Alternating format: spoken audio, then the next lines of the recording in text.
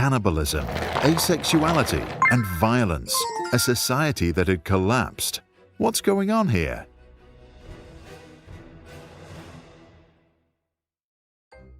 In 1972, John B. Calhoun detailed the specifications of a utopia designed for mice, built in the laboratory. Every aspect of Universe 25, as this particular model was called, was designed to cater for the well-being of its rodent residents, increase their lifespan, and allow them to mate. There was abundant food, water, and nesting material. The universe was cleaned regularly. There were no predators, the temperature stable. Paradise. Or maybe not. 4 pairs of disease-free mice selected from the National Institute of Health's elite breeding colony moved in on day 1.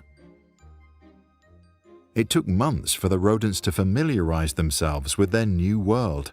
Then they started to reproduce, and the population increased exponentially, doubling every 55 days. Those were the good times in paradise.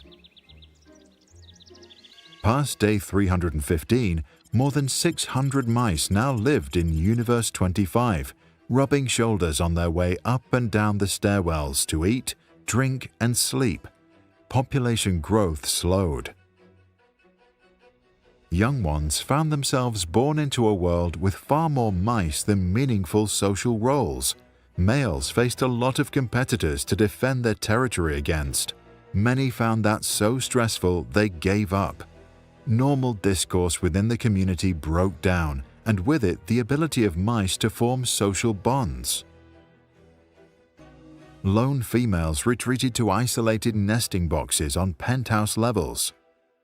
Other males, a group Calhoun termed the beautiful ones, never sought sex and never fought. They just ate, slept, and groomed, wrapped in narcissistic introspection.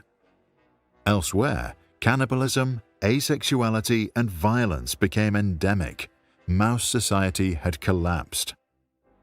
On day 560, the population peaked at 2,200 mice. A few mice survived past weaning until day 600, after which there were few pregnancies and no surviving young. As the population had stopped regenerating itself, its path to extinction was clear. The mice had lost the capacity to rebuild their numbers. Many that could still conceive, such as the beautiful ones and their secluded singleton female counterparts, had lost the social ability to do so. On day 920 was the last conception.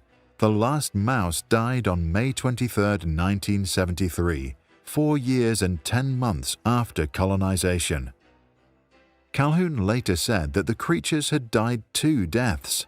The first was that of their spirit and their society. The second death was that of their physical body. It was not the first time the ethologist had built a world for rodents. Calhoun had been creating utopian environments for rats and mice since the 1940s, with consistent results. Overpopulation leads to explosive violence and hypersexual activity, followed by asexuality, self-destruction, and extinction.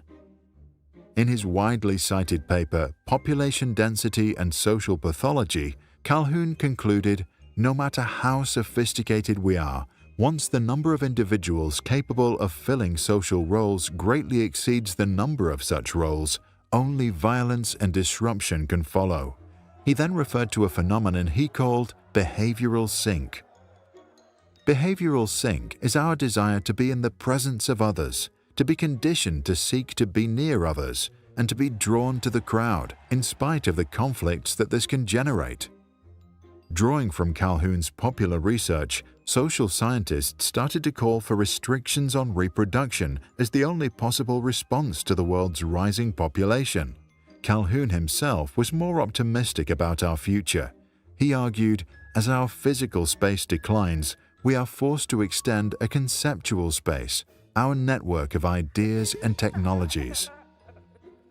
Later in his career, he turned to possible solutions and began to build creative universes that minimize the ill effects of overcrowding. What are your thoughts? Is overcrowding a danger for mankind, or does it only affect rodents? And if so, what can save the human psyche? Avoiding eye contact in crowded places is one strategy, but is that enough? To read more about Universe 25 and its cultural impact, read the paper of Edmund Ramsden and John Adams. You'll find a link in the description below.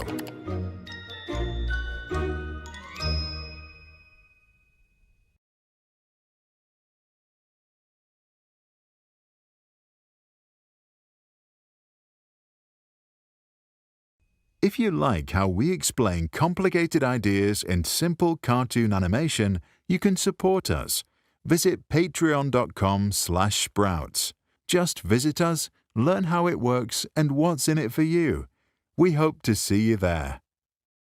And if you are a parent or educator, check out our website, sproutschools.com.